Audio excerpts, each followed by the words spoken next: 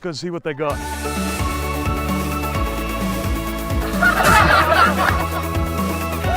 Still got it, I'll tell you that for free.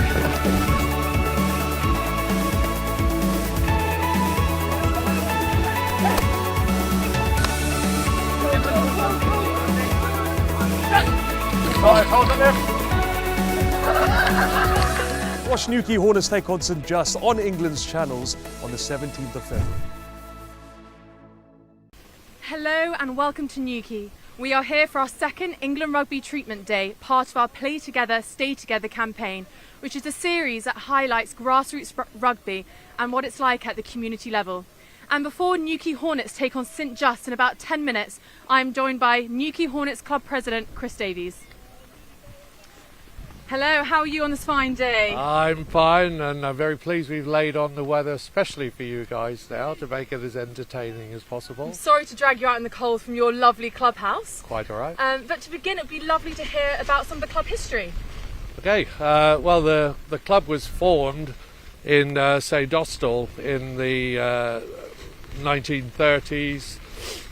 We have kept minutes from that meeting, would you believe? So it's all down in writing, where a group of rugby mad people decided that they wanted to form a rugby team. They were slightly nomadic in those days. They played on farmers' fields and various other places around. And then back in the 50s, it was decided to move to Newquay, and they became the Newquay Hornets then. And part of the reason for that was that the local authority had provided a pitch at St Minor, a couple of miles away from here, and also we had the influx of some rugby playing teachers coming to the local grammar school. So that, coupled with the offer of the pitch, decided for the move. Yeah. Well, so that was the early part of the 50s up to 1970, should we say. So there's.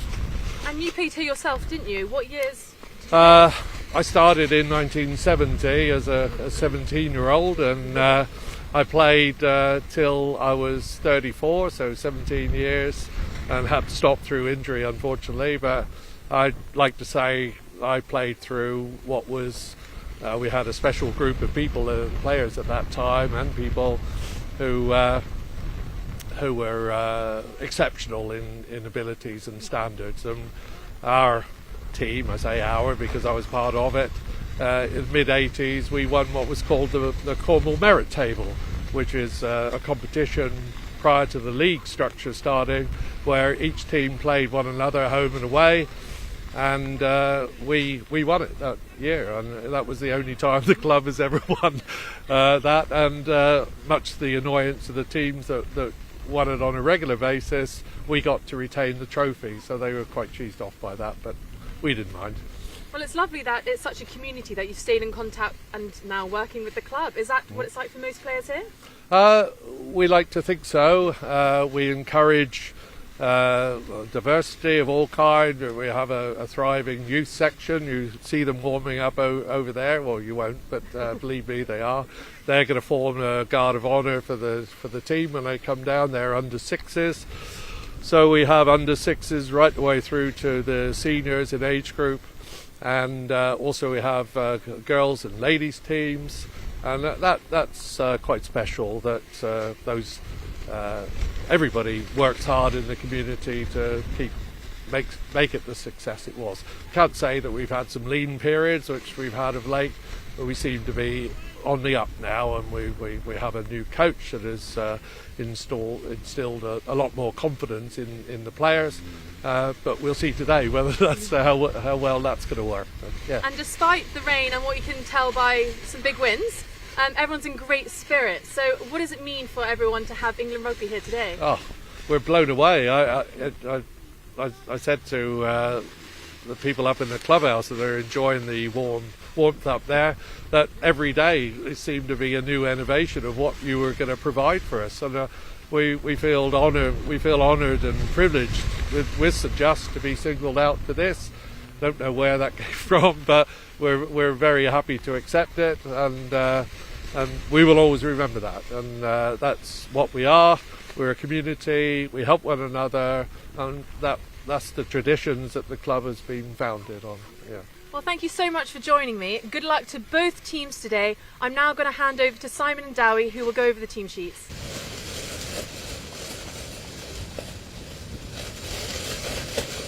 Good afternoon, everyone.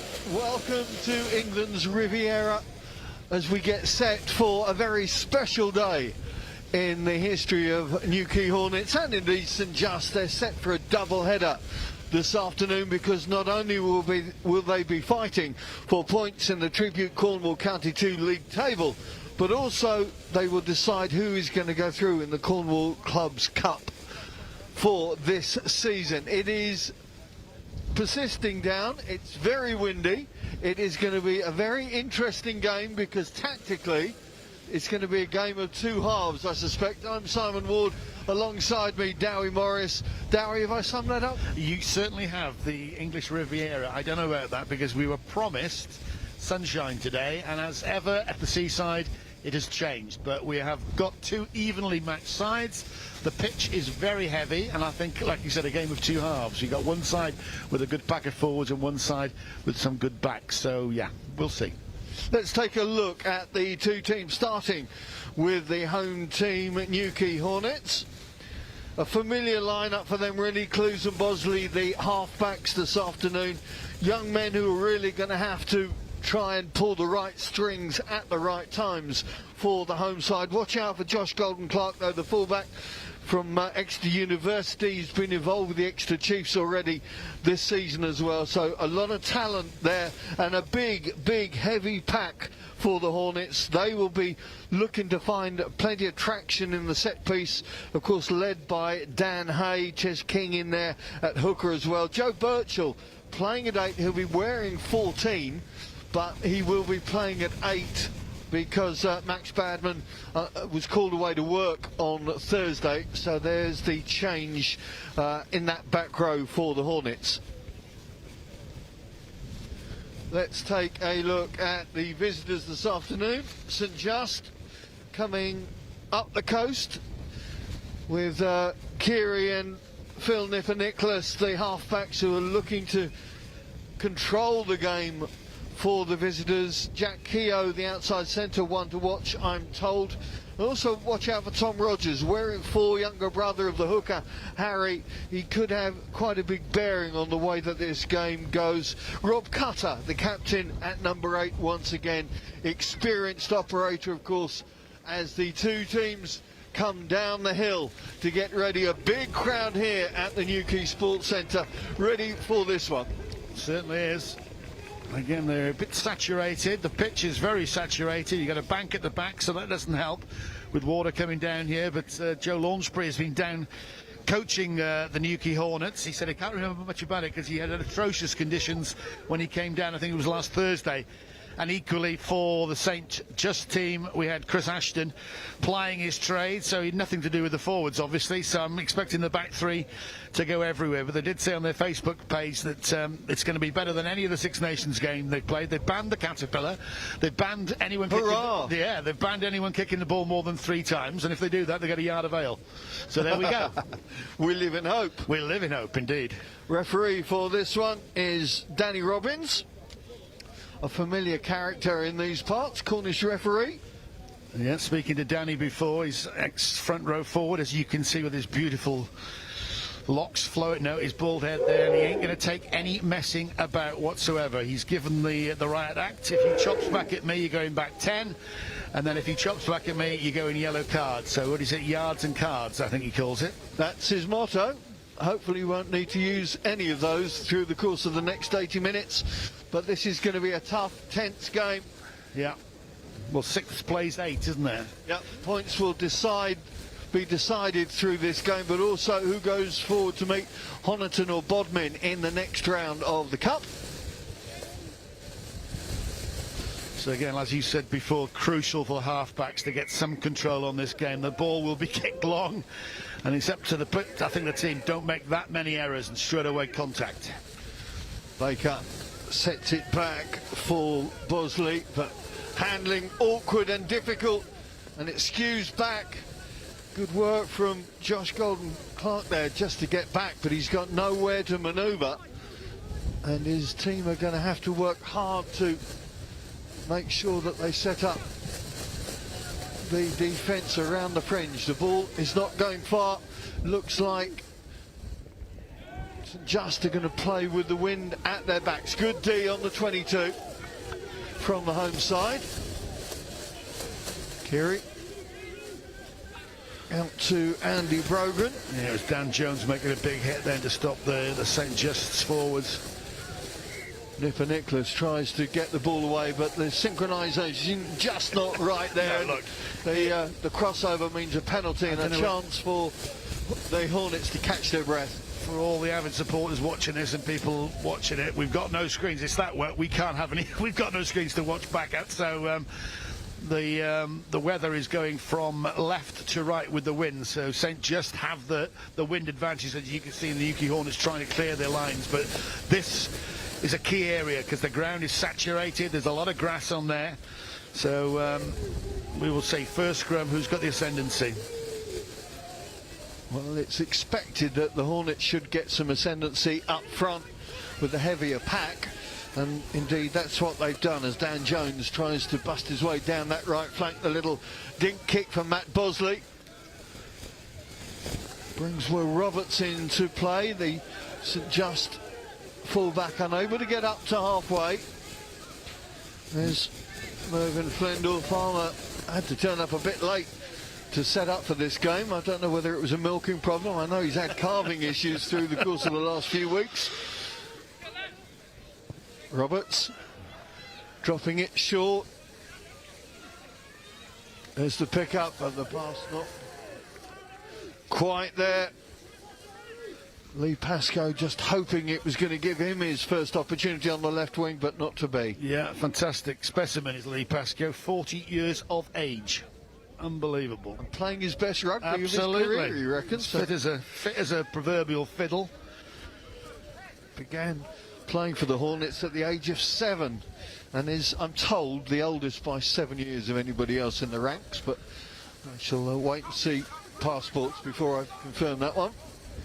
Line out works. Yeah, that's going to be crucial again from St Just's. They did very, very well. There's slippery conditions, getting the arrows right. It's going to be crucial because, again, with these windy conditions, finding touch and then just getting a reward off that line out is exactly what they want. Good scrummage and set back. Nicholas trying to move it out, but the attack comes to a shuddering halt on the Hornets' 10-metre line, but the ball's still there for the visitors. Well, it's good, actually. They're just trucking it up. The forwards are looking for it, and a nip of the fly-off's got, oh, there you go. That's how wet now. You've almost not got to fire these passes because people are going to double catch the ball. Got to have a little bit of empathy with those passes into the sort of bread basket and then just start again. Get your feet set. The kick through from Jacob Close. And that's a good kick that works the Hornets into opposition territory. Good. One mistake there, you just got to make that mistake into something, an advantage for you, and they've done that with the fly half. Nice little dink. Again, didn't get too far, but just went over. I think it was Charlie Williams' head there, so they'll put some pressure now on the St Just's forwards, especially their line out. They've got a bit of tall pine out there, haven't they, McPherson and Hay. So they'll be trying to put a bit of pressure now on this. Yeah, especially definite height Rogers. advantage. Yeah, for the home well, that's side it. But also, if you get it right, get your jumpers up. They didn't contend that one, but they got it back somehow. I think you've probably got more chance with the frisbee on a day like today, but it's worked well for the Hornets now as they work their way up for the first time towards the opposition 22. King takes it at the second grasp, sets it back well. You got Pascoe out, you're desperate for the ball. It just didn't work there for Mearsola and Shaw and Golden Clark.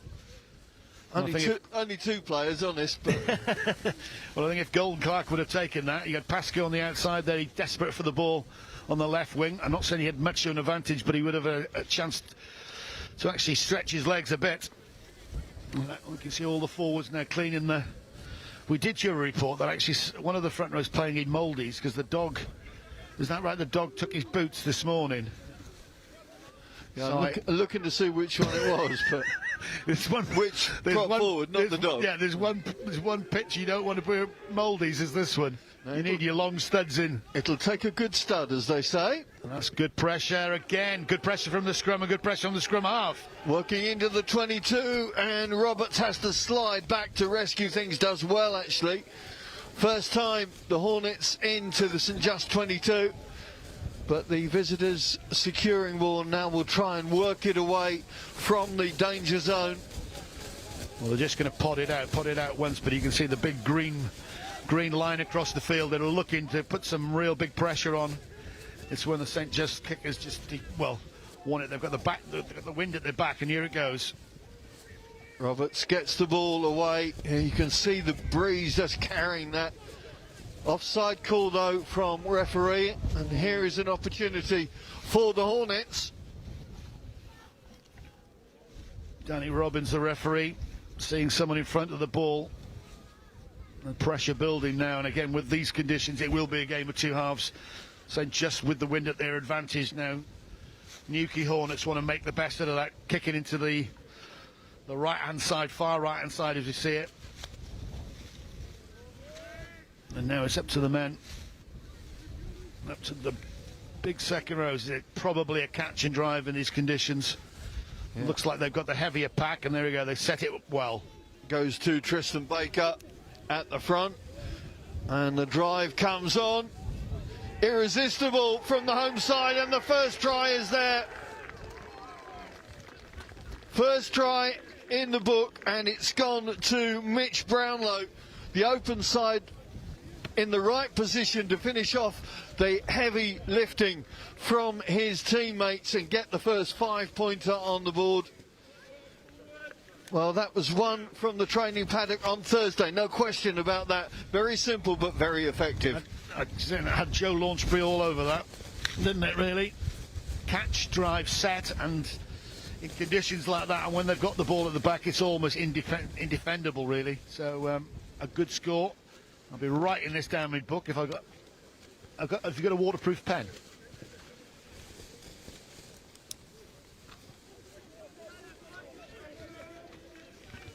Who did he say scored it? Brownlow. Yeah, well, to mention that a certain Chris Ashton and Joe Launchbury have been involved in the setup for this game. Joe was working with the home side this week at training, and Chris has been down the coast at St Just as well, so they've had plenty of fine-tuning, shall we say, they have, for the way that they want to work today. Rob F. Lord, just the head coach, has just walked past Rob, and he's got a little bit of a smile on his face. He'll be very happy with that. The first time they've gone down into the opposition 22, and they've come away with a very good try. That's not bad. Yeah, well, again, I can't see from this, but obviously that ball box kicked and it went out on the full, so that initial advantage is gone. And really St Just need a response, they need a reply. These two teams played against each other way back at the 4th of November, and it was a 22-0 whitewash for St Just on their home patch on that occasion. But a lot of water, pardon the pun, has gone under the bridge through since then, and it's a very different team that Hornets are showing. I think they had no halfbacks, I seem to remember, yeah, we were told on that day. So I do sympathise with levels, the lower levels, trying to get consistency of players just turning up. But again, they're on a rich sort of vein of form with St Just. They got 5 coming in with 5 on the bounce winning. But at the moment, it's Newquay Hornets who have started the better with that try, and actually their line spinning from the defence is very, very good. They're asking for the St Just boys to come at them, and every time they do, they're smacking them back, and the result is the only option is a kick.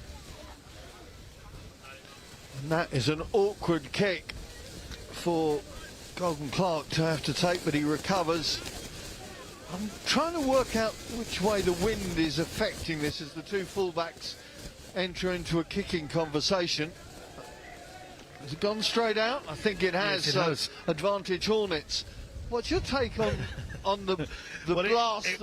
It was going from left and right as we look at it here, but it's going now directly across the field.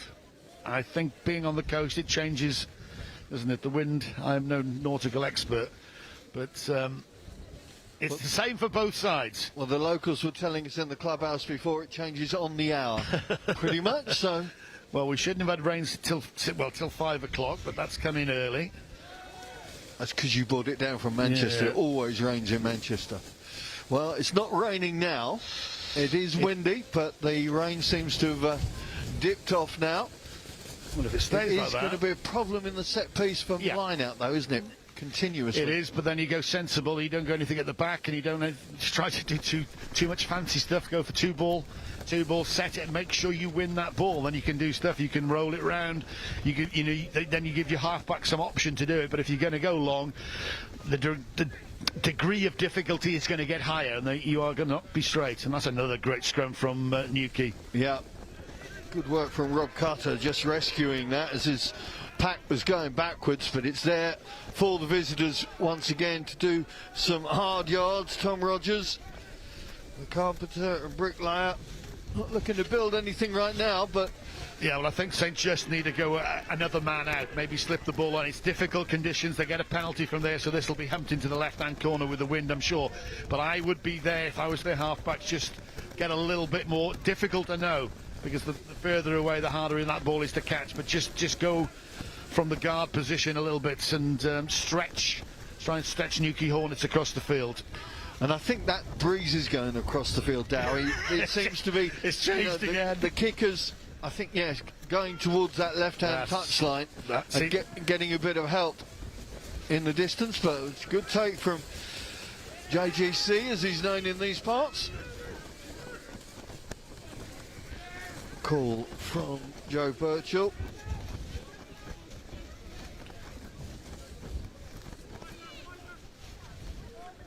The forwards lining up, happy to do some hard yards and just stitch together a few pieces of phased play to get them out of the danger area. It's all about momentum, isn't it? It's all about just holding that ball, protecting that ball. Again, in these conditions, going in, set it, and then give your half-backs that chance when you go in, when the opposition's retreating. Here they go.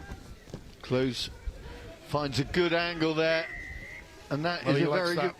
But again, he's going to have to be aware, and both teams have been guilty of this, of people getting ahead of the kick-up and giving away the penalty, and referee has picked that up on both occasions already in this half. Danny Robbins, I'm sure he's talking. He's a very communicative referee out there. It's what you need anyway.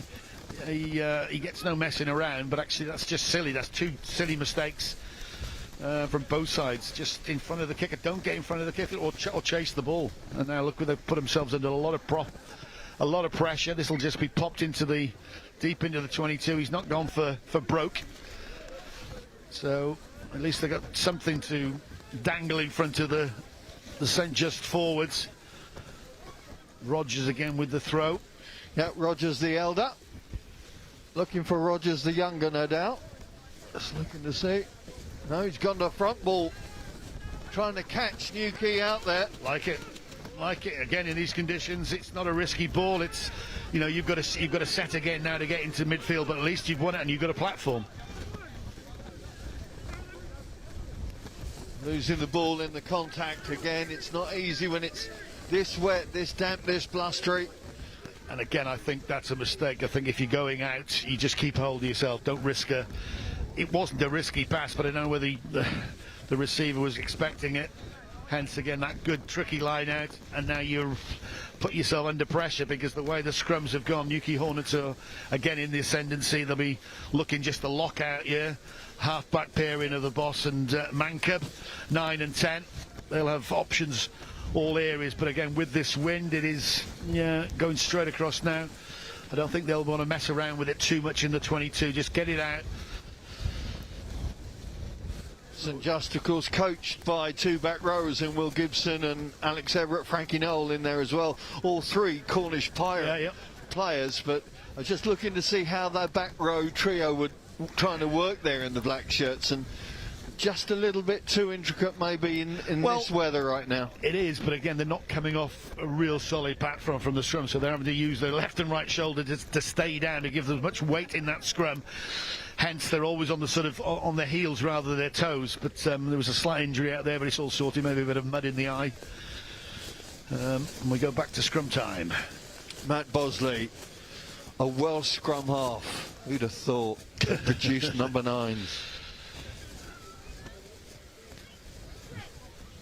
Won the varsity with Bangor University Rugby Club back in his day. Now doing the business here in Newquay.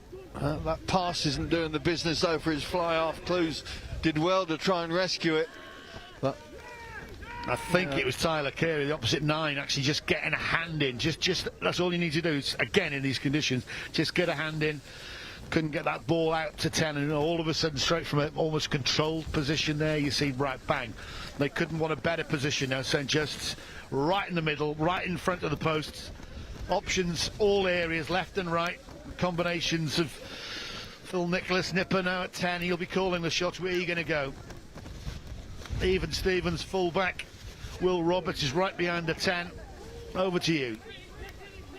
Carter keeping it at the back now, breaks away.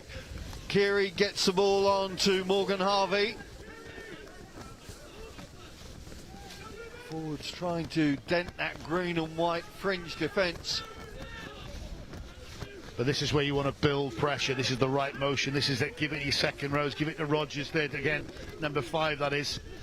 Hit in hard. Get your body positions right. Don't try thinking too fancy. Keeping the ball moving, but really not making any direct headway down the pitch towards that white try line. They'll get the penalty call though from the ref. Decision now. Do you go for 3? With the wind behind you? Yes. Well, it's the wind. It's the wind behind you. The wind's behind you. He's going to go for 3. But again, I've got to say that scrum was better from the St. Just there. They've had a good chat about it, I'm sure. And all you got to do is just get in there, lock out, get that ball against it, back to the halfbacks. They're the key. They're the guys that make that decision. Lovely crowd here, big crowd on that bank over there. Yep. Hardy souls. It is really bad. It's that bad we haven't got any monitors out here because health and safety, they would probably blow up. So, yeah. But this is what it's about. This is grassroots rugby. Stay together, play together, enjoy it.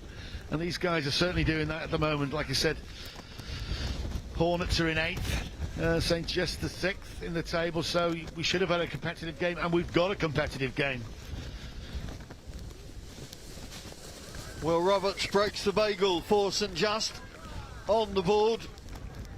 5-3 now for the home side, but important points in the psyche of the St. Just side for all the effort that they've put into this first half thus far. They just need again. You are going to leak some points, but better a penalty than a try. Sure.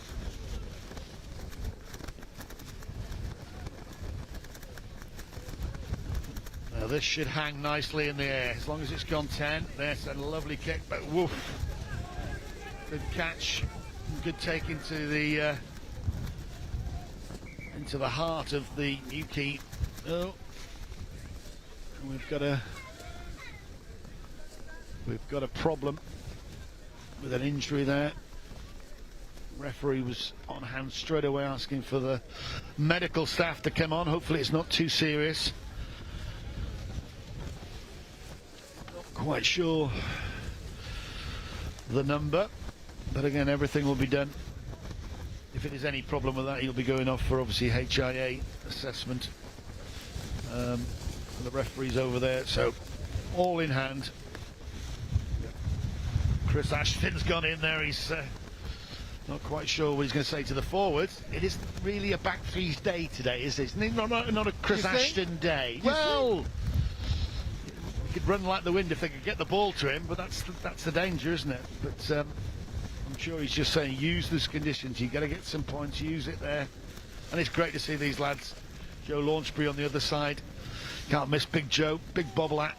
Chris Ashton in black there. It's nice to see these guys just giving there a little bit of experience and just saying, look, okay, play, don't play stupid rugby, play the conditions. Well, Joe, of course, an Exeter lad, so he's been able to spend the week down here with his family just up the road a bit, and now coming down into Cornwall to make a difference, provide a little bit of impetus, shall we say, for the Hornets. Just looking to see, that's Dave Bearden, isn't it? yeah, Number 6 what a there. story Dave Bearden is. He started playing rugby young, as we all do. Lost his dad, unfortunately, when he was 9, and then had to stop playing rugby at 18 because he had blood cancer. Stopped playing, obviously, because of the chemo and the stem cell transplant. Moved down here to Cornwall to build a new life. Met his girlfriend down here, Jade, and at her instigation joined St Justin. Now says, I lost myself, but now I feel like I got the part of me back. It's great to see stories like that And that's rugby, around the isn't it? community game, just so important. And his nickname, surprisingly, is Head First Dave. So, but he's all right. He's been checked out. He's back there. They've got the pan going for the more difficult half of the pitch. And yeah, in the end, it's a mistake that is going to allow St Just the advantage from that penalty, but didn't find touch. Well, you kick into the wrong. Yeah, you kick into the wrong touchline. Really, with the wind, you needed to just get it shorter and make sure he didn't. And you could see the power and the force of that wind. And in the essence of that, they've basically knocked on a ball and given a great field position. So you've got to say, St Just coming back into this game, weathered the storm. They're still losing on the scoreboard, but they've got territory. Tyler Keary, the St Just number 9, to the man of ball. Played water polo for the Southwest, so these conditions won't hurt him. Nicholas gets the call from Harvey on the crash ball, trying to cut that acute line, find the weaker shoulder. No sense of a sidestep from Brogan, but keeps hold of the ball. That was a great break from Morgan Harvey. That's what you want from your 12, your 10. You get out of jail, man. If he's just there in these conditions, give him the ball, he'll crash it up for you. St Just setting up position right in front of the post, just outside the 22. Nicholas trying to pull defenders onto him. Forwards are going to go a more direct route, perhaps. There's Brogan again, quite happy to get his hands on the ball. Well, he's always looking to move that ball, Brogan, but invariably he does crash it up. You know, he's got good feet on him. There's the captain, Rob Cutter. First year as captain of St Just for the big scaffolder. I think Will Gibson, the coach, or one of the coaches of St Just, will be happy with this, because again, they're getting a good amount of possession, they're getting territory, and unfortunately, as soon as I say that, they lose the ball. Yeah, I should just ratify Rob Cutter's second year. His first year, of course, he got promotion with St Just, which took them into this League 4 this year. The Tribute Cornwall County 3 to County 2 change for St Just. And I think you can tell by that, again, that kick, there is an advantage.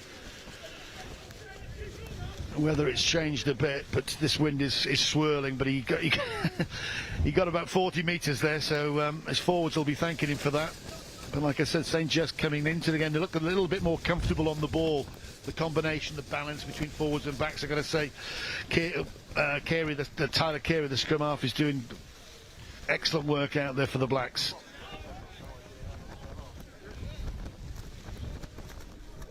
That's good play again from the 10. Phil Nicholas there just skipping out of tackles, and they're just a little bit quicker to the break, a little bit quicker to the breakdown. And again, take it into contact, protect the ball, and start again. Keary gets a call from Brogan. Once again, Andy Brogan says he started at 70 kilos on the wing, but Now he's 110 kilos. He prefers it to be in the engine room. We've seen him a lot in open space as Nicholas gets through and gets the offload in.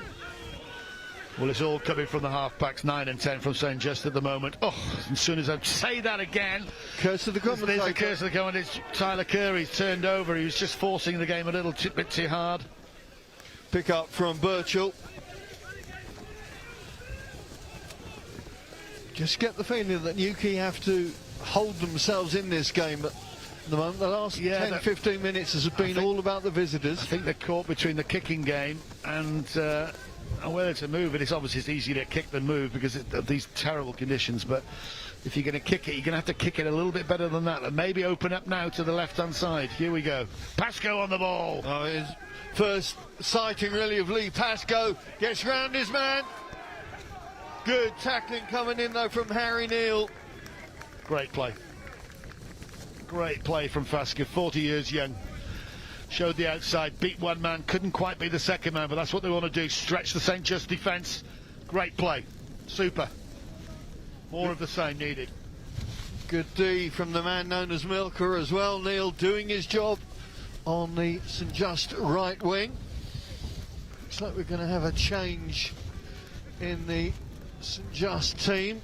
I think it's going to be Dave Bearden coming off, and that looks to me like Joe Best. Wouldn't be like for like. Bearden. Again, we did ask him very nicely to make sure this, the numbers on the shirts reflected the names, otherwise we're in trouble. But he's got number 1. Yeah, I think he said it is Best, isn't it? Yeah, it's Joe Best. Look to see where they're going to adjust front row positions or whether Best will slot into the back row. Well, he's built like a prop.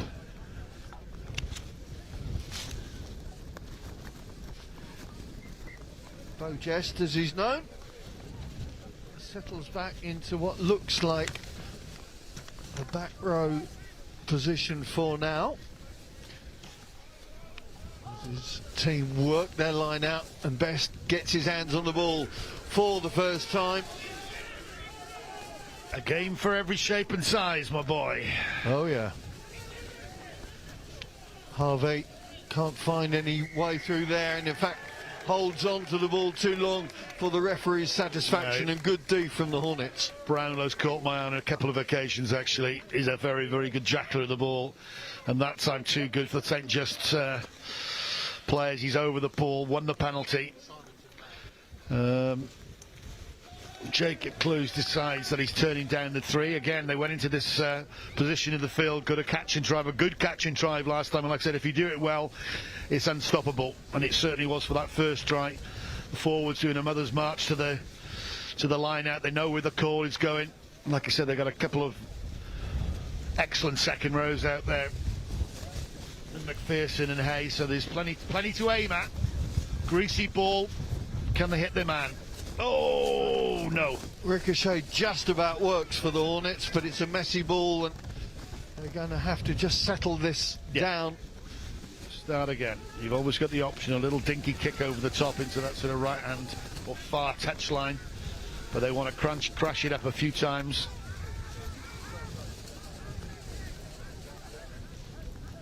Out it goes to Pascoe once again.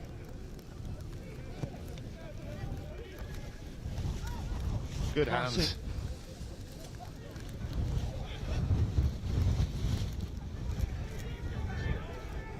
They're doing very well. Matt Bosley particularly is at the heartbeat of all this, all that's good with Newquay at the moment. Coming round the corner, using again the big forwards now, the combination of the two. Atrocious conditions, I know I keep saying it, but it is. But the hands are good, and that's lovely. Clues puts it through, but Gibson was ready for it. He'd anticipated that well, the St. Just fullback, and a chance for his team to clear their lines just while the rain seems to have turned off for a bit. Just looking to see which, the referee giving it to the visitors. It's a penalty, so a chance to draw breath. We've got no ref link today. Would be helpful, but he's controlling the game superbly as our man in the middle, Danny Robbins. He knows the players well. He doesn't take any messing, like I said. They know who's in charge, who's the boss. That's a good clearance. Very good clearance. Yeah, been impressed with the performance of Will Roberts, St Just man through and through. His dad played at the club as well, and now continuing on that family tradition. No surprise his nickname's Robbo then, but it's not the most imaginary of nicknames, but, no, hey. but he can sure find a touch, and that's good. So you got to, again, in conditions like this, you've got to be sure. You make that decision, you've got to nail it. Great take from Tom Rogers there in midfield. Cutter. Harvey. Always strong on the ball, Harvey. Throws away a 50-50 pass there that's picked up by his teammates as they try and scrabble their way from their own 22.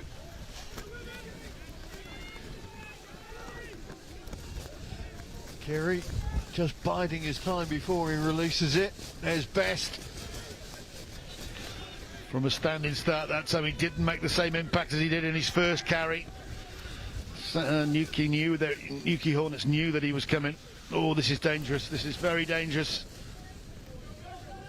Ball comes loose, but the ricochet doesn't quite work for the Hornets. Alarm bells ringing in the St Just defence. Dowie, you can see around the corner. Just about, yeah. I've got that superpower. I can see round corners. It's an amazing thing. But again, they've retrieved the ball. They're just struggling to actually relieve the pressure.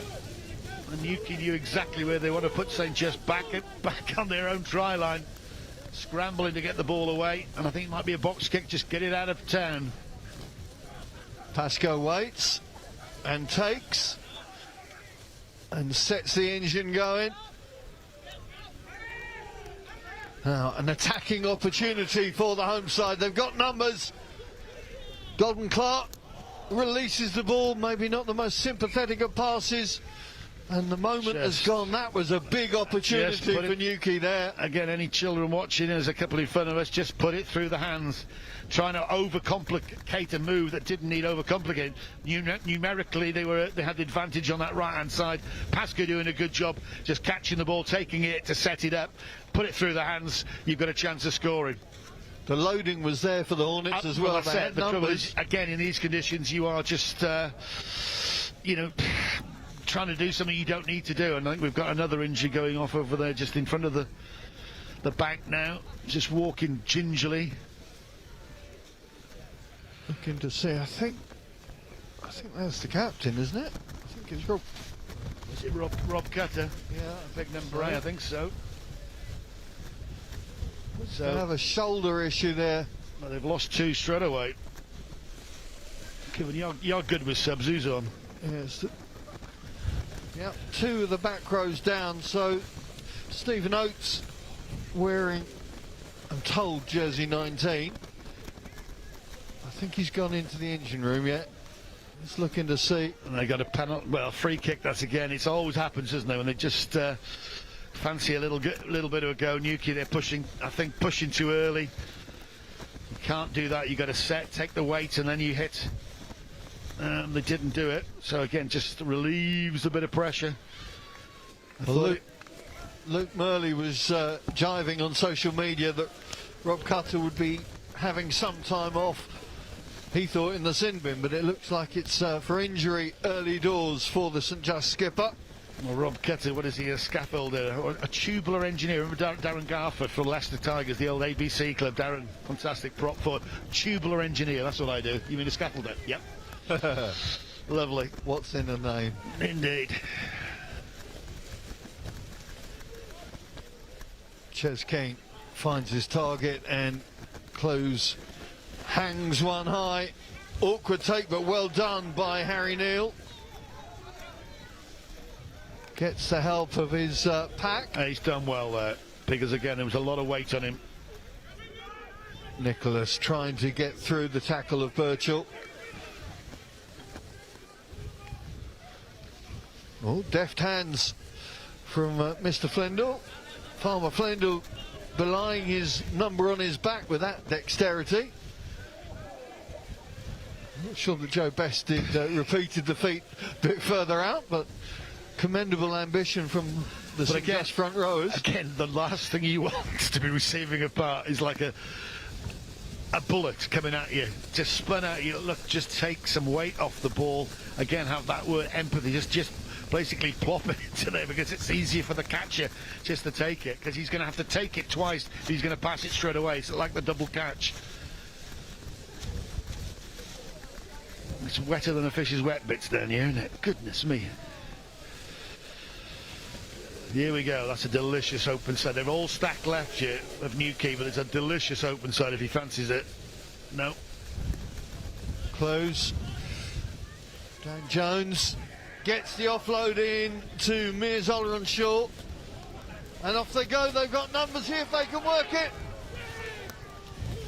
Pascoe nearly gets it. Just held up probably with a yard there to the line.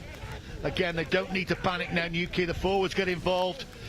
I think this could be a hammer ball now. Just pick and drive, pick and drive. Take your time. Big moments coming towards the end of this first half. 5-3, the tightest of scorelines. Indeed, and I'm taking over commentary because I'm leaning out now. They think they grounded it. The referee's given it.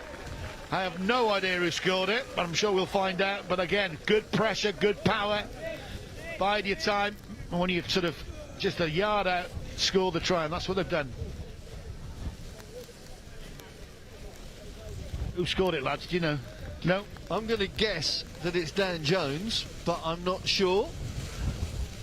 We'll have a word. We'll have a word as they come back. We'll have a word with Rob, the coach. Difficult to see from these conditions.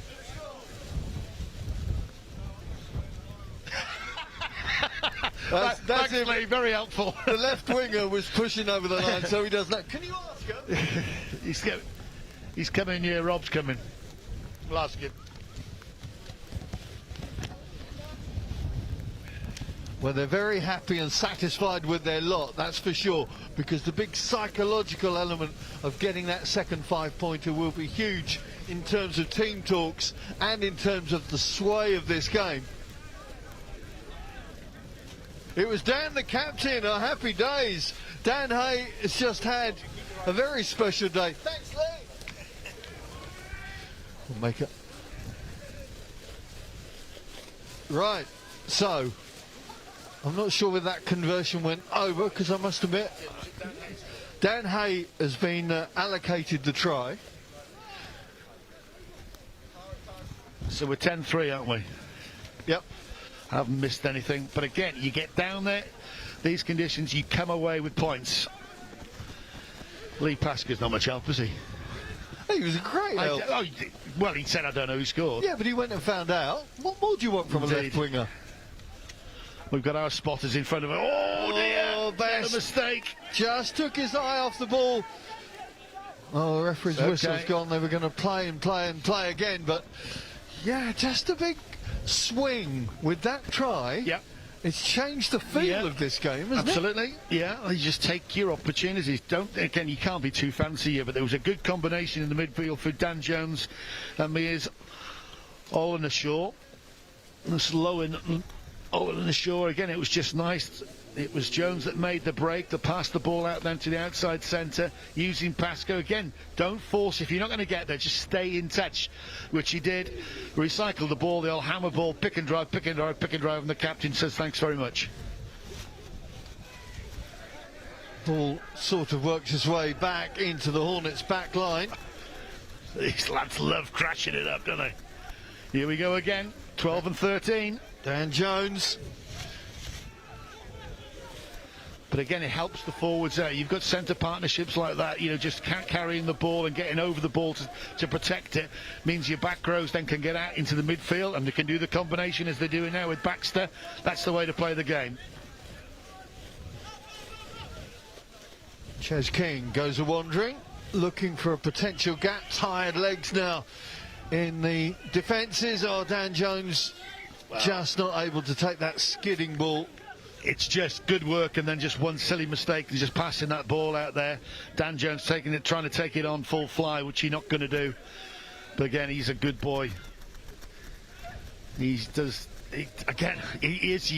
get out of jail boy. I mean, that's what, again, in these conditions, your 10 doesn't quite know what to do, doesn't fancy the kick, the pressure's coming on, give it your 12.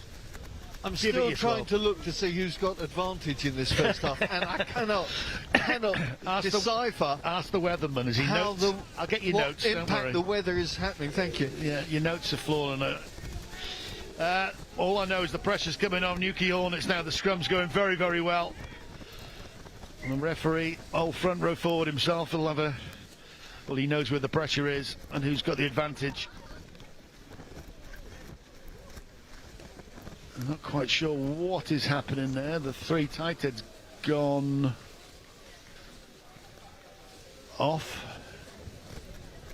Is it just a change of shirt? I think it's a change of shirt. You think? You've got the binoculars, not me. Yeah. He's got good tats.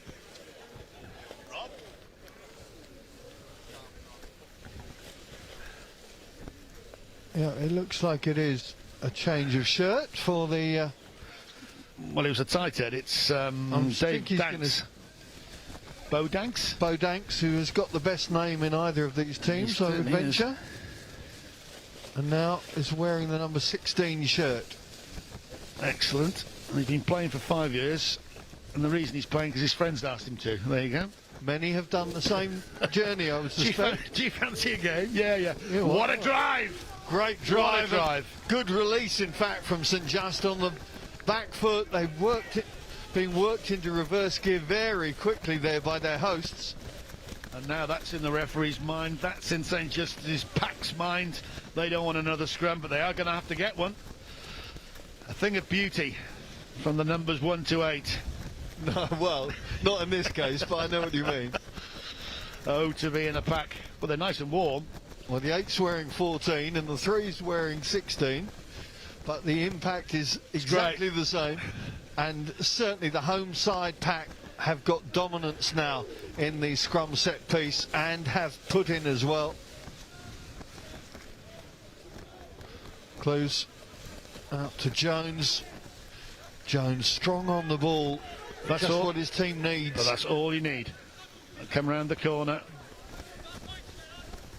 Ref says play on. Birchall couldn't take it cleanly, but his team will continue until the referee's whistle goes for holding on against And they're off. JGC, and they go quickly trying to catch out the Hornets. Tired legs, tired bodies right now as we work towards half time. Joe Best trying to cut the ankle.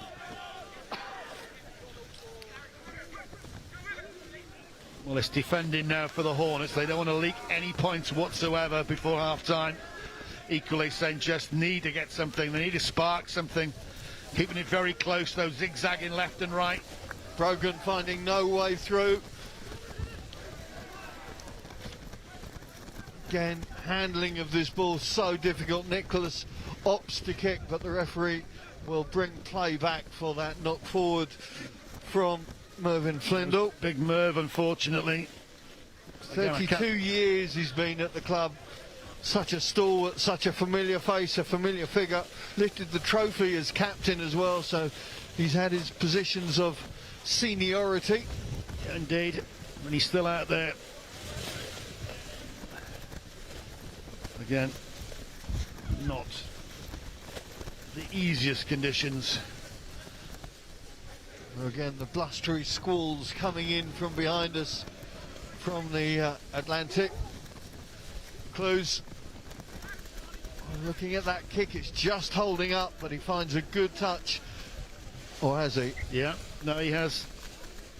I think that's it. I think the referee has blown for half time. He has, and I make it 10-3. So the home side with that 7-point advantage in the first 40, and the pack really moving themselves into the ascendancy towards the end of that half, really working very hard in the set piece in particular.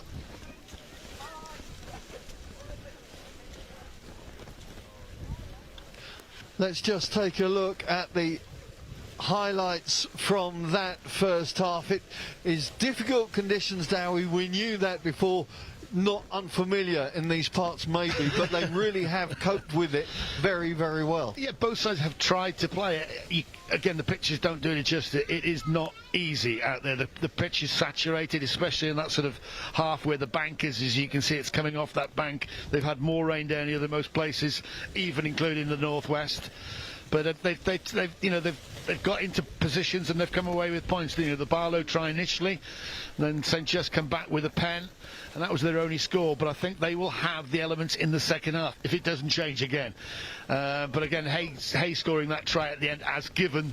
You've got to say Newquay Hornets a good advantage. 7 points is a lot of points in these conditions. Certainly gives plenty of good headspace for the Hornets camp as they're getting in their group, with Joe Launchbury in there having the chat. Chris Ashton in the visitors camp, of course, for this one. But again, defences are so important. So, what are you saying, right? Attack. You've got to be attacking in the right areas. I.e., you've got to kick the ball down there. So, St Just now, if you start running it from your own 22, you have to have an exceptional game plan or players to do it. I don't think they've got that. But when you're down in a position down there, use your forwards, get that balance going, and I think that's the best way to get back in the game. Equally, you can see the ascendancy in the scrummage with Newquay Hornets there, so they'll just be wanting, again, territory. We'll squeeze them. Give me a liner, I'll squeeze them. Give me a scrum, I'll squeeze them. Good half-back combination, so nothing too flashy. If you're 7 points up in these with this weather, I wouldn't be too flashy whatsoever. Well, this part of the Play Together, Stay Together campaign for England Rugby, of course, and we've had several good luck messages from familiar faces in England Rugby. Here's some of them ahead of this game. Hi everyone, Jamie George here. Just wanted to say best of luck to the Newquay Hornets and St Just in the England Rugby Treatment Day match today. I'm sure it'll be a great match and I hope you enjoy the day. Best of luck to Newquay Hornets and St Just in the England Rugby Treatment Day match today. Good luck and hope it all goes well.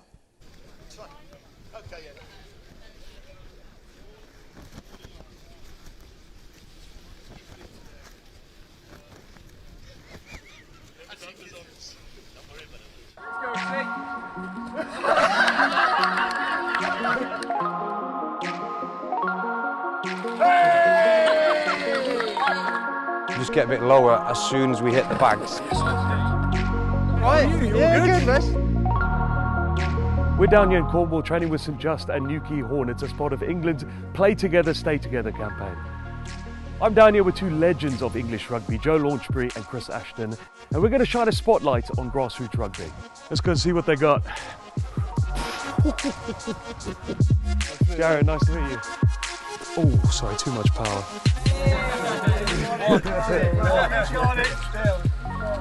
Just try to fit in, lads. Chris Ashton and I are sharing our experience and hopefully giving some help to the team to get ready for the big day. The easiest way to score in rugby is off the bag kick. So force the bag kick, go and attack. Nice, hold that left. Yes! Lovely, good. Nice. Come on, mate. Are you good? Yeah, I'm all right. Yeah, full broke. Okay. Yeah. Lovely. I'll do it, lads.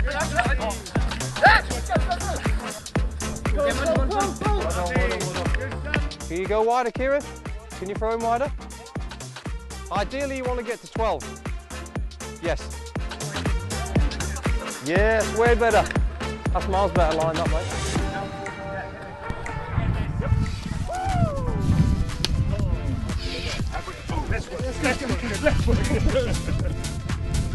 Nice boys.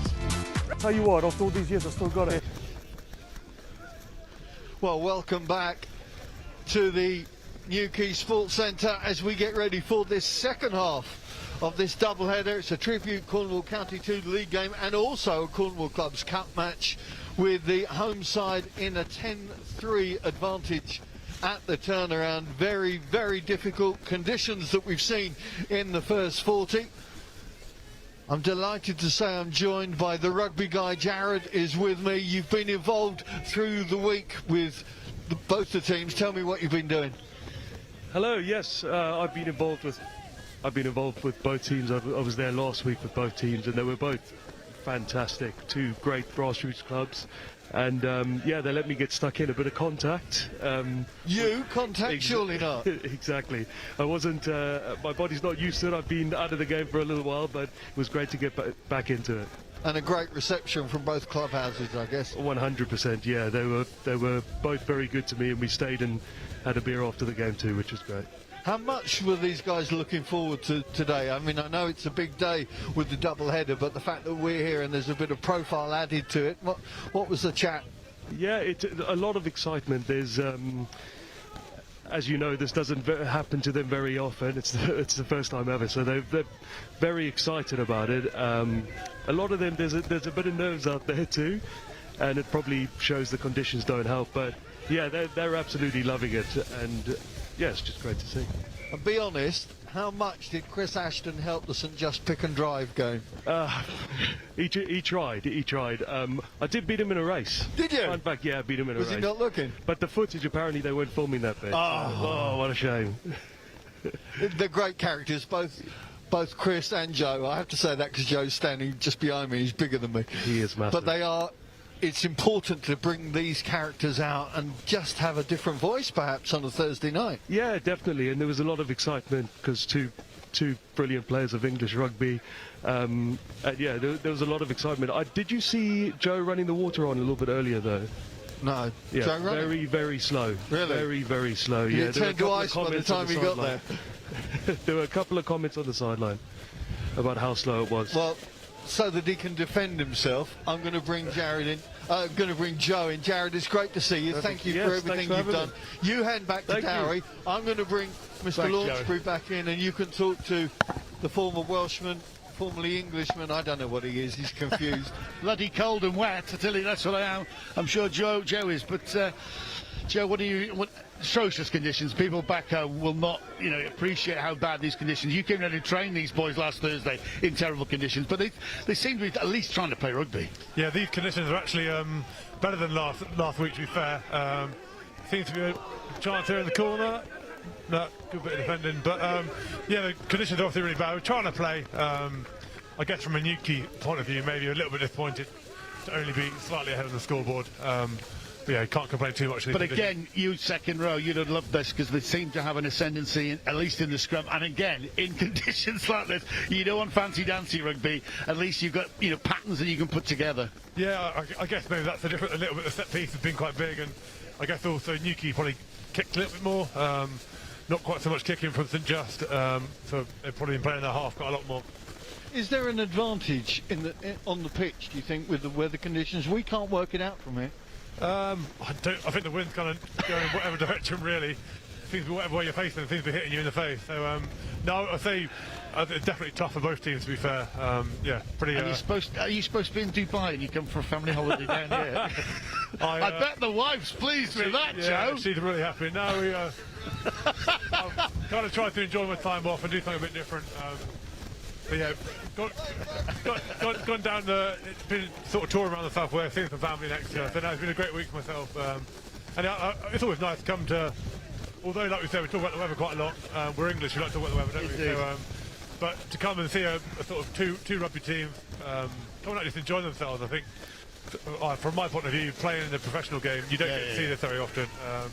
So to see guys just come out and love their rugby, and yeah, it's been refreshing to get to train with them and now be here today. Well, Joe, thanks for being part of it. Thanks for putting your shoulder in the training paddock in a sense, and I'll see you in the bar later for a couple of pints of rattle. Sounds good to me. Can you go get the coffees first? Thanks, Joe. Thanks, Joe. Cheers, brilliant. Yeah, great to see big rugby characters like Messrs Launchbury and Ashton. Absolutely. Just informal. Mate, and you could have said it again. Conditions are dictated, but the quality is there. What level? We're level 8.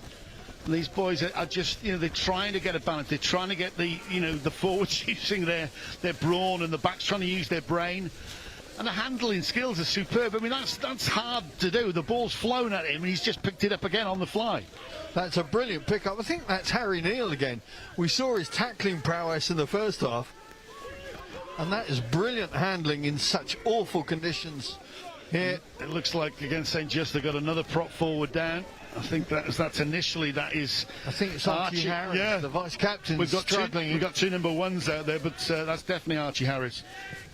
The boot from Will Roberts takes his team back up towards halfway, trying to communicate and make sure they're talking to each other. Easier said than done. Again. Well, Gibson taking the wrong club out the bag there. I thought we might have seen Dupont's law then with all this chase kick. Yeah, don't start that. Gee whiz. But World Rugby are trying to sort that out, thank goodness. We're trialling it, I think, in the southern hemisphere as we speak. I think it's safe to say we're not in the southern hemisphere. We're in the southwest, but I don't think it constitutes southern hemisphere in any stretch of form. The sun was out yesterday. Joe Launchbury's got shorts on. My God. They breed him tough. Second rows are tough people. Oh, just bloody so hell. butch. Ah, dear, dear, dear. I want one of those, what are they calling those wet things? You know, when you go in the sea? A submarine? No, shut up. You know, the coats, the cagoules or whatever. Is it dry robe? Thank you very much. I want a dry robe. I'll have a word with Nathan. I'll put on expenses. No, I won't, Nathan. If you goodness me. Right. Here we go. Come on. Hornets trying to still 10 structure in opposition territory. Still 10-3. Whoa! Big hit. Good D from St Just. They worked hard for that and rightly celebrating the turnover. And that was Joe Best. Was it Joe? I don't think it was. I apologise.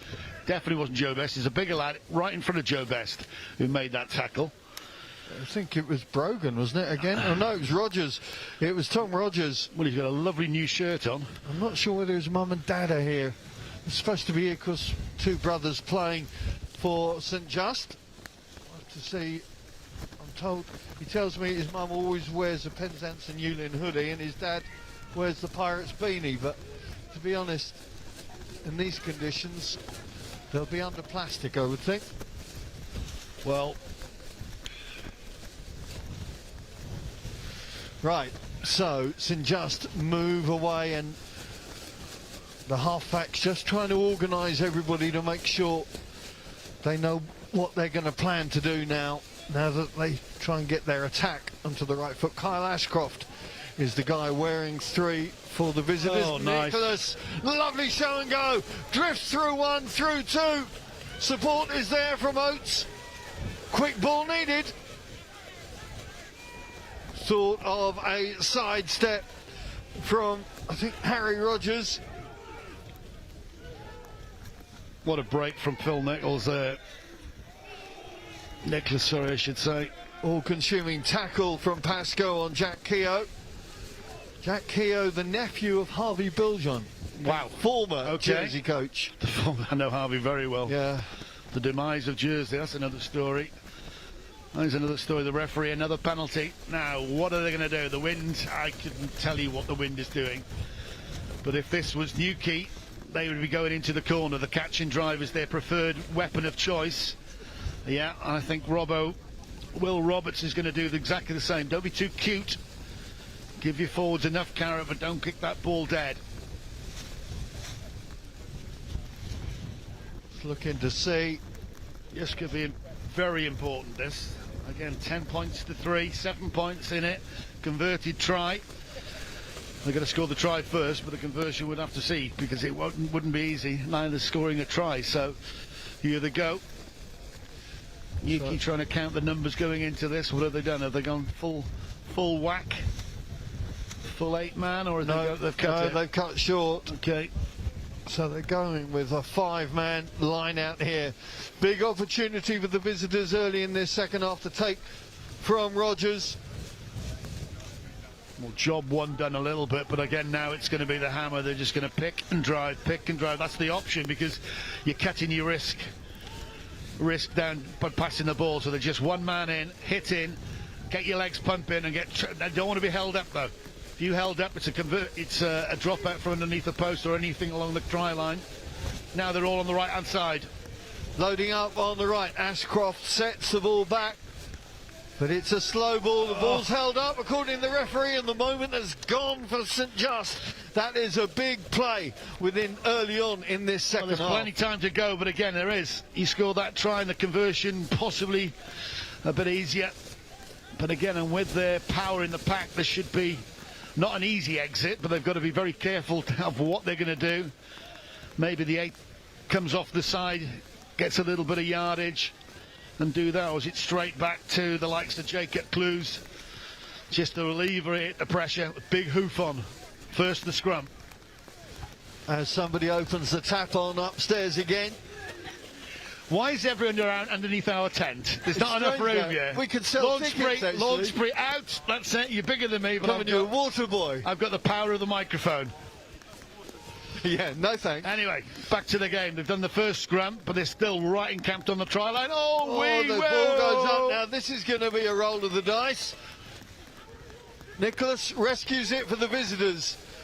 The cutback from Morgan Harvey. Forwards loading up. Joe Best is there. Straightens things up. Now they move it left. Rogers, the younger.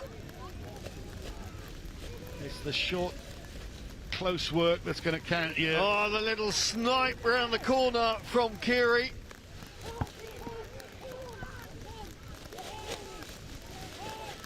Just trying to set up things so that the pass isn't too far away from the breakdown. Newquay got to get lower here. They're just a little bit too high. And if St. Just use their heads with this water, they can aquaplane over this line. Keep low, keep low, keep low. Battering at the door. Keary, almost, but not quite. No, he's done well, the scrum half. Look at the defence here from Newquay. Superb.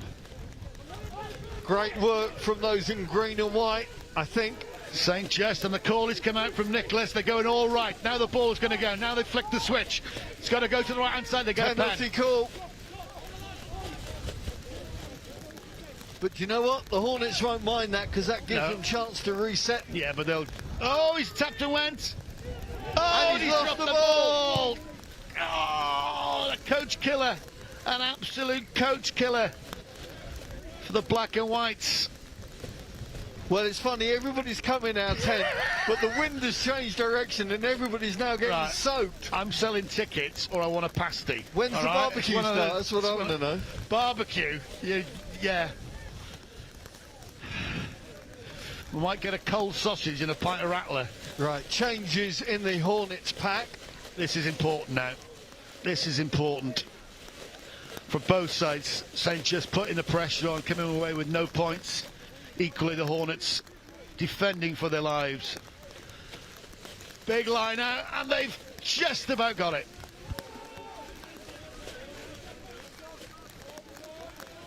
There for the visitors to batter at that door once again. Harry Rogers finding no way through, but they flip back to Joe Best. Best gets the offload. Oh, what a tackle! Almost there. Our touchline reporter tells us. Yeah, can't see. That's what the touchline reporter can see, but it was one hell of a tackle there. I think it might have been the scrum half. Bosley, I think it might have been, but for all love and money, all he had to do, the St. Just ball carrier, was keep a bit low. He was too high, got smashed back, and they dislodged the ball. So the result is a line out now for Newquay. They've been down here for 5 odd minutes. They've got to catch this. They've done the first job, stay up, and now drive. Safe line out take. And they've just got to go through the numbers a bit here to work their way up into the 22. Brilliant play. Brilliant. Joe Launchbury there, he's looking on. He's enjoyed that. That was a very, very good. You've just made, what, only 5, 6, 7 yards, but incredibly important. Pick up from Roberts. Puts it through, but Pascoe was waiting for it. Did his hand touch it? I think it did. The crowd on the far side certainly did. Most of them with black and white umbrellas. And they just can't get out at the moment. The weather has gone even worse. So well, I have to say, kudos to the crowd that are standing out in these conditions. Those standing in the clubhouse underneath, who I'm told are watching the stream, we hope you're nice and warm and dry. If you want to come and join us under the tent, then please do. Yeah. I think I'll remember this for the rest of my life. The day I went to Newquay. Promised me sunshine. I told you to bring your skins. Yeah. And your board. Here we go, big scrum again. They had a pretty good game with the two scrum halves, Tyler Curry and Matt Bosley, in atrocious conditions. They get balls in. The push comes on from Newquay. Huge scrum that is from brilliant. Newquay. That is brilliant. One against the head, which is so valuable to the Hornets. Roberts threads it back down that right line. Oh, he does well. That Rescued again, and Clues sends it out. Jack Morrison, the loose head prop, has just plopped that up. Went down on his knees. But again, look where they are. They just cannot get out of this grip that the St. Justs have got him under, and the weather's got him under. St. Just playing with the tide in the second half, but no points as yet to show for it. Dan Jones in the midfield has been crucial. There's been a sort of cement that's held this together, and needs just to concentrate more now, Newquay Hornets. Just noticed that St. Just have got two number 10s on now. Great. There's one of them. Little pop pass. That's Bearden again. I think Bearden's back on, isn't he? Huge, extravagant missed throw from the fly half, but Hornets weren't buying that one. There is the back rower once again. This is where, again, you got to concentrate, obviously. Concentrate attacking. Make sure you don't do any stupid passing, and also defensively. Don't give a pen away, just get off the line. Get back behind that ball and make sure you don't miss a tackle. Sounds obvious, but don't slip off. Tom Rogers again, a willing carrier, hanging off his fly half. Best gets the ball away in the contact, which is admirable, but I don't think it's really helped his team. You don't need to give the 50-50s, you see. All of a sudden you lost 10 metres there by trying to slip a pass that really wasn't on. And now they start again. I have to go from deeper now. Still no points in this second half. 10-3, the home side leading. That's it, just keep chopping. Keep those legs down, don't go too high. Again, good scrambling defence from Newquay. Nicholas feeds out. Oof, good hit. Brogan is munched, but does well to keep the ball for his side. Roberts tries to turn Pascoe around on that left flank, but they're going to come back for that earlier call, and there's bodies all over the field here. They had a free play to go. You've got to say Nicholas is doing everything he can at 10. He's got a bit of cramp out there, I'm not surprised. Incredibly heavy pitch. That ain't going to help. Joe Launchbury's ambling on. Show a bit of, Joe, I mean, you're an international rugby player. God's sake, man. He's this. I think that's the last thing they want, is a bit of water. He's just trying to rally the troops and just say, right, okay, look, you got 7 points. I told you those 7 points were going to be crucial. St. Just is trying to batter that door down. They're doing well. But again, they're just, like I said, bodies all over the pitch. It's the side now that keeps the head, both in attack and obviously in defence. Someone's having to go off for St. Just. Yeah, it's Brogan. I thought it was. He's got himself so involved as the first receiver, the first taker of the ball up to the hard line. And just to recap, this is a cup and league double, so because of the cup double you can have 6 subs. If it was league it would be 3. I think 12 rolling subs can happen. You can have 12 interplays happening whatsoever. I haven't kept count. I haven't kept count of it. 12 what? Interphases, different players coming on and off. Don't you start with me, man, I can bury you. We'll stick with interchanges. Interphases, yeah. Well, they're that good, they can phase interchange and do all the stuff. Right, what's your call here, Dowie? He's going to go for 3.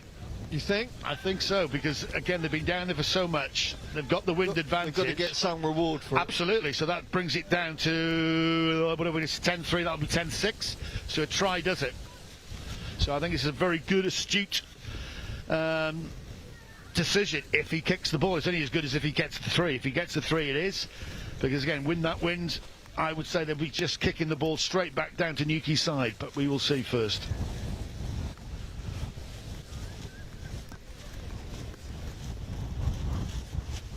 Oh, no! Just taken away. The kite that is the ball just I would have moved with the breeze there, didn't it? I am no kicker, as you know, but I'd have been aiming left of the left post. It is, well, that just showed you exactly the force of the wind. But it's so difficult to gauge. Absolutely. And he hasn't had many chances today, have we? I mean, this match has been played in a washing machine. It's so difficult to work out how the conditions are actually going to affect any particular phase of play. Good take. We're going to go kick tennis now. From Josh Golden Clark. And that's the mistake, I think. There you go. Oh, there's a disagreement on that far side as to whether that ball went straight out or not. Well, the St. Just man fullback, I think it's Robbo, says it's gone out on the full. I think the Newcastle Hornets touch judge. No, I think it's actually a St. Just touch judge on that far side. Is it? Well, he's an honourable man. Because the Hornets guy is on our near side. Okay, all right. Well, it didn't go straight out, we can see, so there you go. It's the right decision, a right call kick from the officials. So you lose 3 points down then all of a sudden. I think this is the first time they've really been down in the 22. Newquay in the second half, and they'll want to stay down here. So take your time, put some pressure now on the St. Just line out.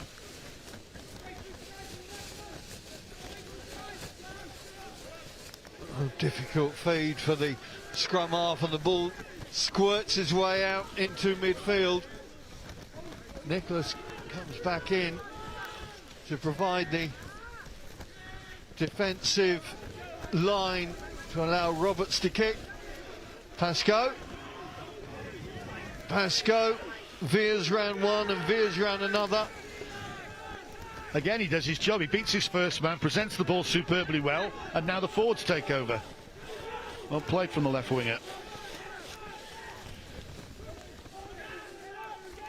King, no way through, but the ball presented well. Clues tries to cut back into the rush hour traffic, but no way through there. Forwards just gathering a bit of breath, a bit of oomph to try and dent that black and white line. That's Bo Danks again. He's changed his shirt, but hasn't changed the way he plays the game. Very direct. Oh, they've got through on their left flank. They're going in for what a score! There you go.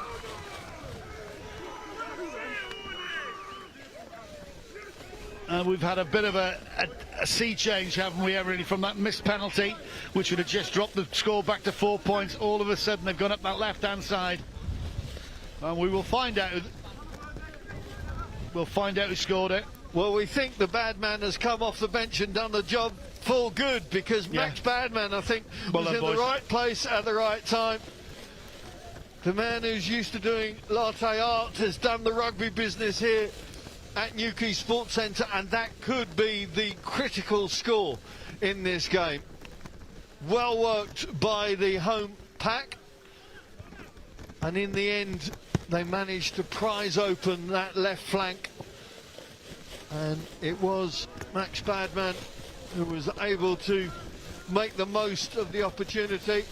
Hat-trick last time out against Bodmin. No conversion, so that's 15-3, and that is a long way for St. Just to get back now. They've had the chance, they've had the percentage of the ball in the second half. All of a sudden, Newquay break out. They get a bit of field position and then one for a bit of power from the bad man. Fantastic name for a rugby player. Max Badman scores.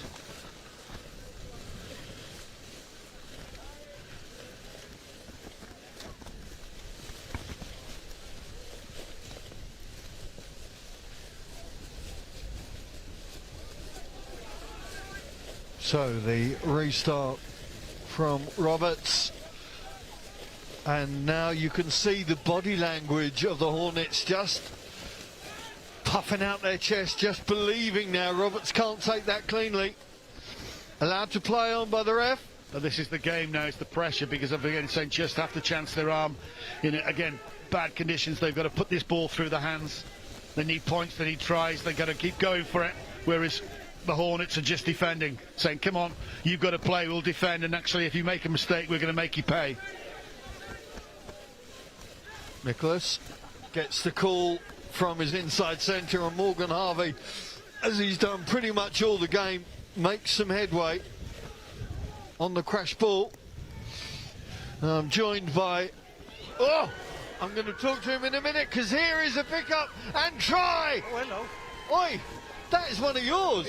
Chris Ashton is with me, and would you believe he's got his team to score a very Chris Ashton try, albeit it didn't have the ash splash at the end. And just kick and chase? Yeah. Yeah, is that all I did? You tracked it. No, that's fair enough. You that's fair tracked enough. it, didn't you? Yes, tracked it well. I We think needed it was that. Harry We needed Neal. that. We did, yes. Harry's quick. I had him at training a few times. He's a quick player. Is he? Yeah, he scored some good tries. Did he do you over 30 metres? No, at one point he made a break. I did chase him all the way back at training. And after I couldn't walk in the car. Yes. It's great to see you and Joe out with these guys. I mean, what did you find when you visited the St Just training camp during the week? It's just no frills rugby. Everyone's there for have a good time. People have jobs up there and they want to get down and just meet up with mates. I have a feel-good factor. I really enjoy just getting out there again and just spending time with people that genuinely love rugby and just love being part of it, and that was what the main thing of it all is. I mean, I knew you grew up in league, but it doesn't matter, does it? No. It's just the whole ethos, Yeah. the whole mindset. It doesn't matter what sport it is really, but especially in rugby we have this camaraderie of it just doesn't matter, get out there. I mean, look at the weather today, but it's not bothered anybody one bit. Bothered Morris, we won't talk about that, but I mean, the game itself, Chris, has been very tight. We can't work out what weather conditions are actually helping either side the way the game's going. But the mindset now, with that try coming in from Neil, is going to change for the last minutes of this game, and it's such a big game being a double-header. Yeah, it's unfortunate because I know St Just wanted to play, they wanted to play a bit of rugby and put some passing together. They've not been able to do that today, so that's probably told, and Newquay have managed the conditions better than St Just, but the try is going to be really helpful because it's not for lack of effort that anyone's really wanting to put everything out there today, and they've done a great job so far. And all that work you did on Tuesday, Thursday on the pick and drive game, they can actually utilise now. I couldn't be further from. They actually set up a drill when I was there, and I turned away and went straight back to the backs. Scrimmaging. I mean, you know, the nous you gave him in the scrimmaging situation. Unbelievable. I did give them. We did suggest some back moves, but they haven't put them out there today. The conditions have not wanted for my fancy players. That's what's happened. A man of many parts. Actually, great to see you here with us, and we look forward to sharing a Horlicks or some hot toddy afterwards as we thaw out. I'm a Bovril. Good. Thanks, mate. Cheers, Chris. Top man. Here we go, back for a game of chess, isn't it? So what are we on, 15-8? 15-8. Well, I can't write anything more down because my pad is, the ground is saturated, my pad is saturated, my pen's given up the ghost. But again, they're just looking to close the game. As St Just turned that ball over, that sub's done another brilliant job. Kyle Ashcroft. Brilliant. But unfortunately, right. It's gone high. I think that was an earlier call, wasn't it, now for the ref? This gets pumped into the corner for two reasons. One, I don't think you've got the power to kick that ball, and actually the direction, it's very difficult to judge where the wind is going. You pump this into the corner, you walk to the corner, so you're taking seconds off the clock. Yeah, don't go for goal, don't go for broke, sorry, just make sure it's just past the 22 as the clock ticks down. We're on 67 minutes, I believe, so what, 3, 7, I'm doing my maths, 13 minutes, so there's plenty of time. Your abacus never leaves you, does it? No, it's just bright. See, yeah. Born bright, even though he played scrum half. Right, so big opportunity for the home side to respond. Catch and drive here from the boys in green. Good take from Badman in the middle of the line out. It's set well, it's to the back. I think, can't quite see, have they snicked it? I think St Just has snicked it. They have. Turned it, haven't they? They got a long way to go. Oh! Just to say, they got a long way to go. They pop the ball back out. Prop 4 gets his hands on it, knocks it on. I think they're going to get feed though. Okay. I think there was an earlier knock on Dowie on that far again, side. The clock is not their friend. You can see Newquay just ambling around, not wanting to set too quickly. Again, take the seconds off the clock. Take it down. Take it down. Just looking to see the Managed bench the is being game. emptied now. We've got Zach Newman on the right wing in front of us. I think the two Smith-Scotland brothers are on as well. So everybody looking to do their bit in the last 10 minutes or so of this game. Phil Nicholas, 10 for St. Just. He's just thinking he might do a little jink over the top here. It might well be a con, but he's played well in, again, bad conditions. He's trying to marshal his troops. But a dry day would have been more his cup of tea, I think, because he's shown some great glimpses, some great skill. Yes, his game management, even in difficult surroundings, has been impressive. As once again, the liquid sunshine continues to fly from the skies here. Now, big scrum, St. Just put in. Up against a heavier pack as they were with their original starters. I'm not sure how it's going to work with the replacements in, but they pick up from the back. As Joe Best works his way away from the 22.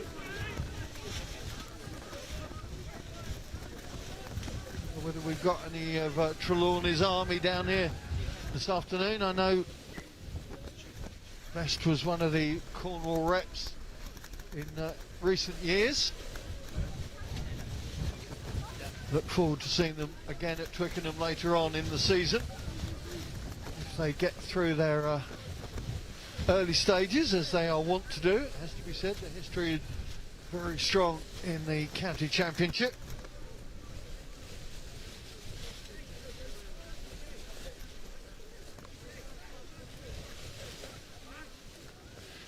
Rogers with the tap through, but it's messy and awkward for the scrum half.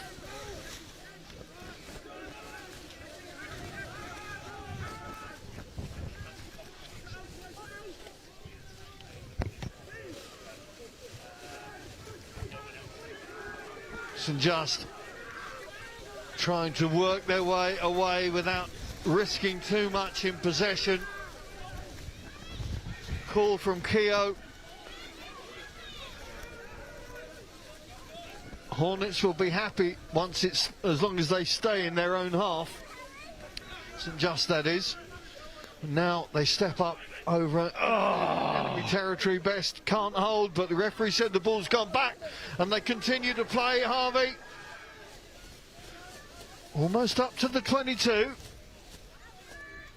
Well, Nicholas, that little goose step a la Campese. Another try now would be very, very interesting.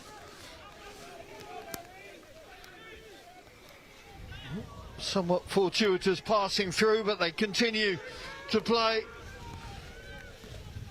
Finley McCreath. There's Harvey again.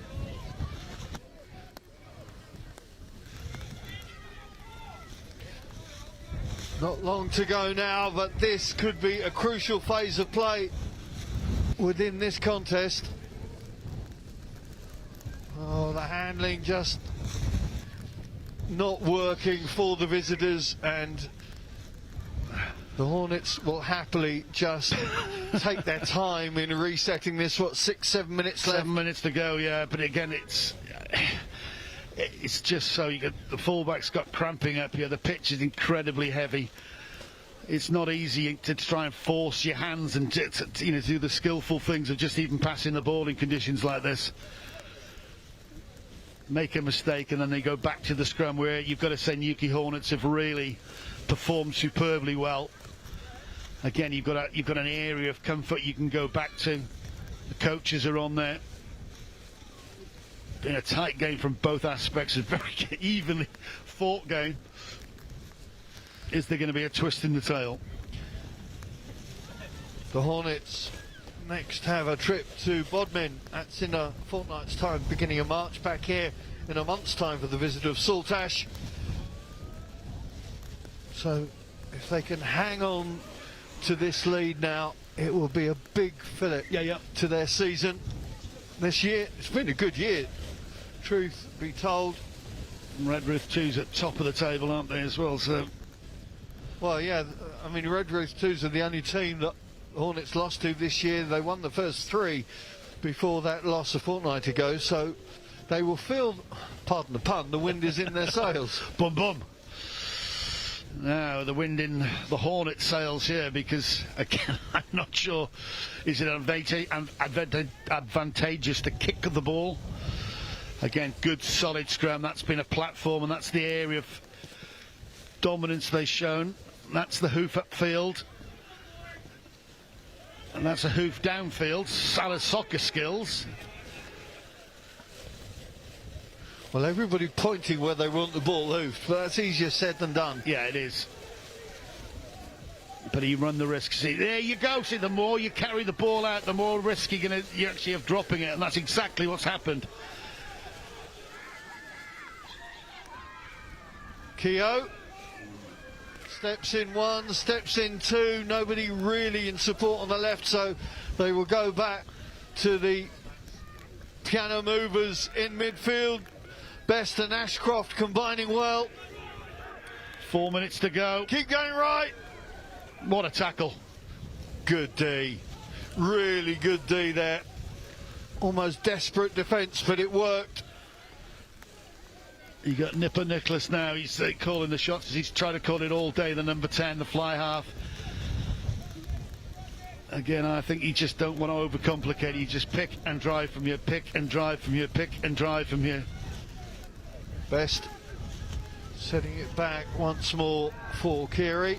Hornets defending for their lives here. That's again a good defensive push. Good line speed off the line.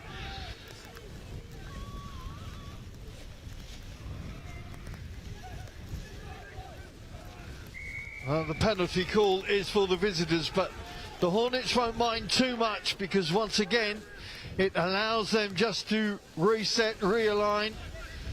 That 15-8 scoreline shows how tight this game has now become. Converted try, but when I say converted, that's going to be the hard bit. Getting a try, fine, okay.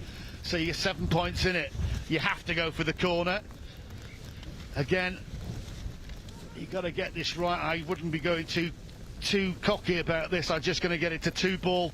Make sure you win the line out. If you go any further over the top, you risk, again, the wind just disrupting all your plans. So I'll go 2 ball, but the Hornets will know that. They know where it's going to go. They're probably going to not compete, get in early and push them into touch. This is the last shake of the dice, I think, for St. Just.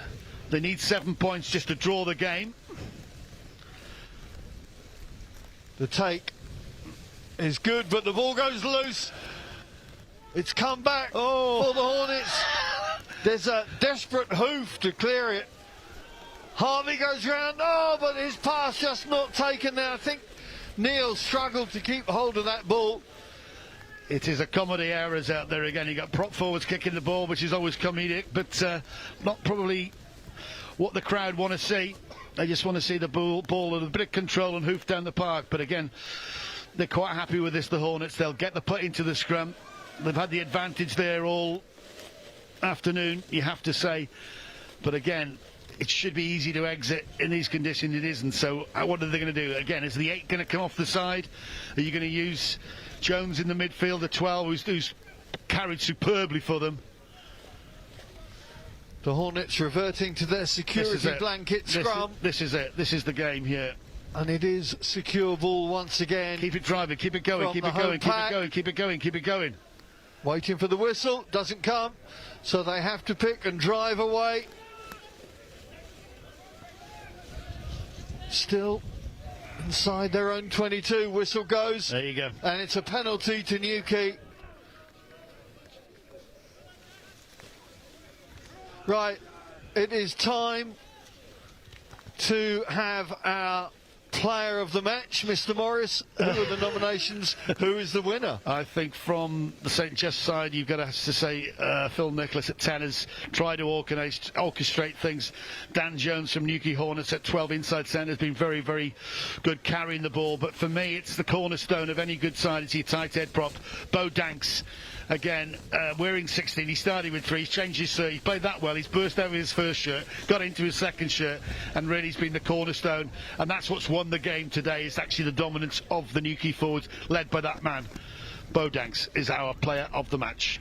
Best name, best player, he's done it today, and it looks like his team have done it, though still it's difficult to call this game with such poor conditions that they're playing in this afternoon.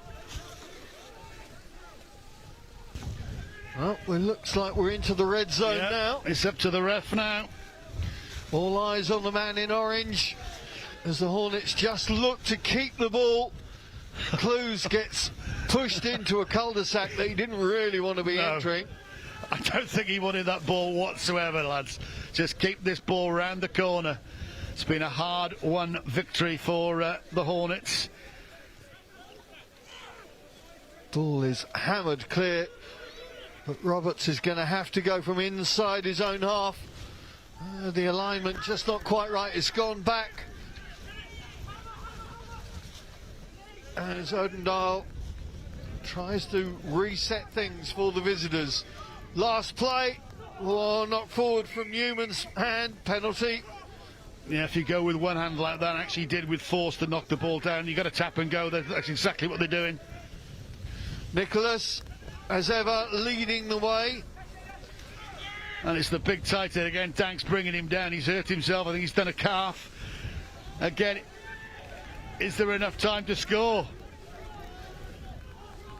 Everybody's hoddling. There you go. There's the mistake. It's got to be the Hornets' victory now. Flendell just unable to hold on to that bar of soap. Well, Danks was down injured. He got the ball thrown at him. He's had to get up. This ball just needs to go off. Kick it behind the posts. Oh, hasn't kicked it behind the posts. That's some hoof, I've got to say, though. Good kick chase from the Hornets players and good work also from Roberts. But that's exactly where Newquay want to be playing. There's a pen. They've given away the penalty. It's deep in the St Just half. The ref doesn't want this game to end. I think the Newquay faithful do. Yeah, a word for the ref, Danny Robbins, as brilliant, well. mate. No, fantastic. Not easy. Especially in these conditions. Not easy whatsoever, but again, he's had no back check. He wouldn't take any back check, I can assure you that. His communication has been fantastic. I think they're asking how long to go, ref. Have I got enough time to put this into the line out? Will I get the line out? He will. And this will probably, I've said that a couple of times ago, but this will probably be the last play of the game. Definite maybe. Definitely maybe, definitely maybe not. Okay, so what is St Just going to work from here on halfway? They're going to shorten line it for a start, which means that Newquay can sort of pack their midfield. They're going to win the ball. That was slightly not straight, but the referee said okay. Again, Tom Rogers has been a key character in that St Just lineup. Best has done plenty with ball in hand as well since he's come off the bench. Keogh cuts back. Awkward ball for Smith Scotland to take, the younger brother. There's the whistle. That's it, a big, big win for Newquay Hornets. Points in the league table will move them up from 8th, and critically as well, they go forward for the next round of the Cornwall Club Cup to play either Bodmin or Honiton, whoever's won that today.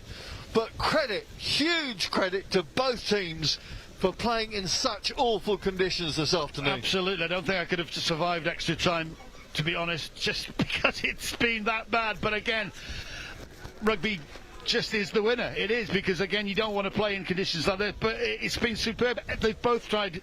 They're damnedest to score tries. Brownlow's trying the first, and Hayes trying the first half, and then Badman getting that one just enough to get him over the line. But you could see they were fighting all the time. We've got the man of match coming over here now, typified by this man, Bo Danks. He's done superbly well, cornerstone of the pack, and actually that's what's ended it. It's the piano players and the piano shifters, and for me it was the piano shifters today. Yeah, it was made to measure for them, and my goodness me, all of them did their job so well. Really awkward for both teams. Everything that they may have set up on Tuesday and Thursday in practice wasn't able to necessarily come through. Let's take a look at some of the highlights of this game that we've seen today.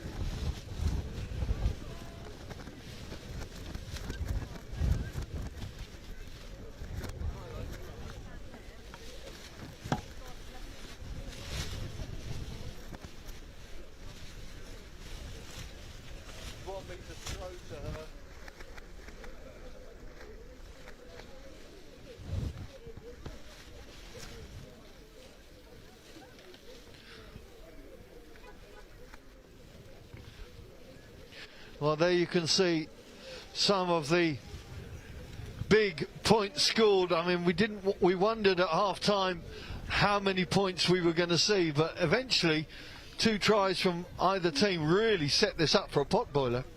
Again, it is difficult to describe what these two teams have played in. The pitch is a quagmire, so you're not going to get the greatest surface to play, but I don't know whether you can see in pictures of this, but both sides underneath the post having the pictures taken. It's been a big day for them, and this is what grassroots rugby is all about. And just getting together. Yes, they're rivals, but they're into the bar now. The best part is going into the bath, having a beer in the bath, and going, because it was fought in the right sense. There was no animosity yet, there was no dirty play, it was all hard physical stuff, some really bone crunching tackles, some good scrummaging, great line out, and some good tries being scored as well. Well, it has been an absolute privilege and a pleasure to be in these parts. I've been Simon Ward and delighted to have Darry Morris as my company, delighted to have you as your company as well through the course of this afternoon. As we get through these highlights and get set for the final parts and parcels of this great day's rugby. Big thanks to Newquay Hornets for hosting us this afternoon. It has been a pleasure, and despite the weather, it has been something to remember, that is for sure. So we will say goodbye to you from the commentary position as we head over to the player of the match interview. Phoebe Street is with our player of the match, Bo Danks. Hello everyone, so I'm here with Newquay's player of the match, Bo Danks. First of all, huge congratulations. Thank you. What did it feel like, not only winning today, but winning on a live England Rugby streaming day? I think it's massive for everyone. I think the club, the players, obviously we knew coming up to today it was going to be a tough game. We went down there late last year and we lost 22-0, so coming in we knew it was going to be physical, but obviously with the opportunity from England and play together, stay together, I think it's massive for everyone. Well, that's a massive turnaround from last time, and you really kept up the energy in the second half. What inspiring words were said? I think we just knew what was needed. Obviously the captain come in, we had Joe Launchbury, the coaches. It was just keep going. That was it. It was just spirit. As a club, we knew that it's always there. Well, you certainly did, despite the wet weather conditions. And do you have any friends and family here today? Yeah, I got my dad, my mum, my sister, a fella. So it's nice for the support. Of course. And it was a lovely moment just behind us then, a lovely team photo. And I guess that's what the grassroots and community rugby is. Oh, of course. It's what we're all here for today, isn't it? Everyone being together and being happy and celebrating. Yeah, so definitely. what will you be doing with the team tonight to celebrate? I think just a few beers in the clubhouse. We've got a band on from the local rowing club. So just sit down, a few beers, listen to some singing, possibly have a little dance, see how many beers we're having. No rugby? Definitely not. Not for a couple of weeks now. Are you back to it next week? No? We'll train Tuesday, Thursday. We've got a week off, and then we'll train Tuesday, Thursday, and then we've got bobbing away. So. Oh, lovely. Well, thank you so much for joining me here Always today. a pleasure. Thank you, everybody, for tuning in, and see you next time.